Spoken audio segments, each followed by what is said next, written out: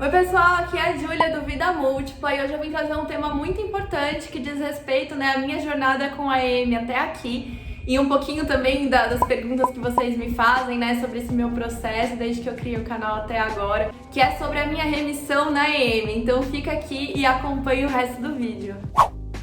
Bom, primeira coisa, se você ainda não é inscrito aqui no canal, se inscreve e assina o sininho das notificações para você acompanhar os vídeos novos toda semana que estão entrando. E se você ficou curioso e quer acompanhar um pouquinho mais do meu dia a dia, do meu cotidiano, com a esclerose múltipla, com a Ayurveda, com o meu trabalho e tudo mais, me segue lá no Instagram, vida_múltipla. Lá eu mostro todos os dias alguma coisa bacana em relação a essas temáticas e acho que vocês vão gostar. Bom, e para começar o papo, desse vídeo, para quem não sabe, a esclerose múltipla tem 3 tipos. E eu vou falar rapidinho aqui sobre eles para vocês entenderem um pouquinho a questão da remissão na EM. Bom, o primeiro tipo da esclerose múltipla é o tipo mais comum, que atinge mais de 80% das pessoas que convivem com essa condição, que é a esclerose múltipla remitente recorrente ou surto-remissão. O nome já é bem sugestivo, então já dá para imaginar um pouquinho do que se trata. A esclerose múltipla remitente recorrente é aquele tipo de esclerose que tem os picos de inflamação, em que você tem esses surtos que aparecem novos sintomas e que você precisa fazer a pulsoterapia e tudo mais. E você tem períodos de remissão, em que a doença não manifesta novas inflamações, novos sintomas. A EMRR, que é a sigla de esclerose múltipla remitente recorrente, é o tipo que eu também convivo, eu faço parte dessa maior parte aí de pessoas com esclerose múltipla que tem esse tipo da condição. E pra mim, no caso, eu estou há 3 anos em remissão, então fazem 3 anos que eu não tenho novas inflamações no meu quadro clínico.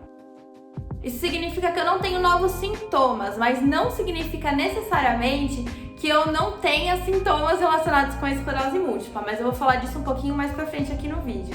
O segundo tipo de esclerose múltipla é a esclerose múltipla primariamente progressiva, a EMPP. E diferente da esclerose múltipla remitente recorrente, ela não tem esses picos de inflamação e tudo mais. A progressão dela vai acontecendo, não tem a parte da remissão. E o terceiro tipo, que é a esclerose múltipla secundária progressiva, EMSP, é o tipo de esclerose múltipla que pode ser uma evolução da esclerose múltipla remitente recorrente. Eu explico pra vocês. Uma porcentagem das pessoas que convivem com a esclerose múltipla remitente recorrente, gente, o que eu vou fazer? Uma parte das pessoas que convivem com a esclerose múltipla remitente recorrente podem sim ter a evolução da sua condição para a esclerose múltipla secundária progressiva, que é um quadro um pouco mais progressivo da doença. Você não tem esses períodos de remissão, essa mudança. Ele acaba desenvolvendo progressivamente o seu quadro. E uma coisa muito importante de ser dita, e inclusive por que é tão importante, que a gente fala muito do diagnóstico precoce, é porque o tratamento precoce, logo no início da condição, pode sim prevenir essa evolução da EMRR para EMSP. Além de poder aumentar também o período que você fica em remissão entre um surto e o outro, no caso da esclerose múltipla remitente recorrente. A maioria dos medicamentos desenvolvidos hoje e disponíveis aqui no Brasil, eles são focados na esclerose múltipla remitente recorrente. Atualmente a gente tem só uma medicação disponível aqui no Brasil que se mostrou eficiente para a primária progressiva. Bom, dado esse panorama geral para vocês, como eu comentei, o meu tipo é a remitente recorrente. Não é à toa que eu tô há 3 anos em remissão.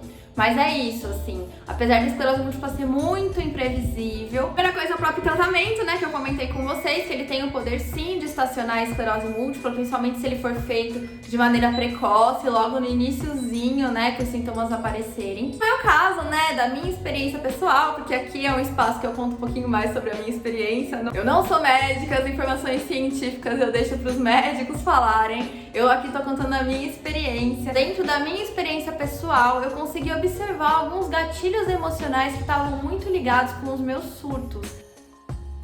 Eu não tenho surto desde 2018, que foi o segundo surto que eu tive desde o meu diagnóstico. Lá em 2015 eu tive esse primeiro surto com formigamento no braço e que subiu, desceu pro tronco, eu conto pra vocês um pouquinho mais nos primeiros vídeos aqui do canal.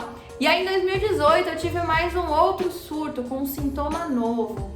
Então isso é uma questão importante, porque um novo surto, no caso da esclerose múltipla remitente recorrente, ele geralmente configura sintomas novos que duram mais de 24 horas. Por isso que essa autoobservação que eu sempre falo por aqui é muito importante, porque quando a gente entende o nosso corpo, entende como que a esclerose múltipla se manifesta no nosso corpo geralmente, fica muito mais fácil da gente entender o que está acontecendo com ele, né? E aí falar com o neurologista, fazer tudo o que tem que fazer. Eu também pude observar, né, nessa experiência pessoal, o quanto que a questão emocional envolve os meus surtos de esclerose múltipla.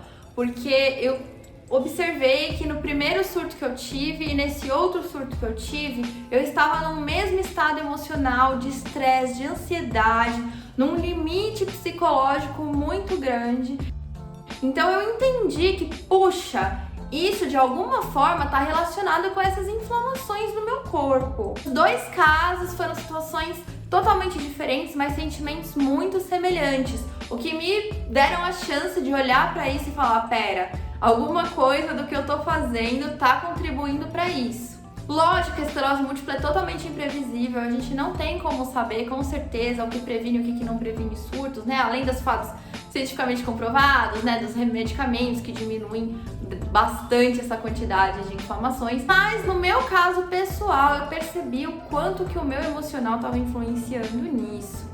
E aí eu fui entender um pouquinho mais sobre isso e buscar formas de eu me sentir um pouquinho mais equilibrada nessa questão. Foi quando eu conheci a meditação mais a fundo, que eu comecei as práticas de meditação e mindfulness.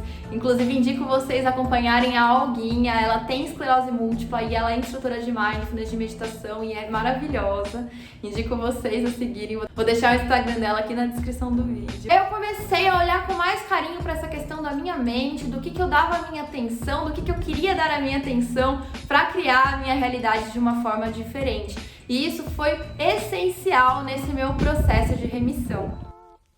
A Ayurveda também entra nesse pacote essencial para o meu período de bem-estar e remissão, convivendo com a esclerose múltipla, porque a Ayurveda ela traz até um olhar um pouco diferente, né, sobre toda essa questão da patologização, que é muito interessante, faz a gente entender muita coisa, abre a nossa mente para novas possibilidades e novas formas da gente atuar nesse cultivo da saúde. Então a Ayurveda tem sido fundamental para mim controlar a esclerose múltipla e tem me ajudado muito a cultivar mais bem-estar no meu cotidiano. Se você não sabe o que é Ayurveda, ficou curioso, quer saber mais, assiste o último vídeo que eu postei aqui no canal na semana passada, em que eu conto um pouquinho mais sobre essa medicina milenar que pode trazer tantos benefícios e ajudar tanto pessoas que têm esclerose múltipla assim como eu.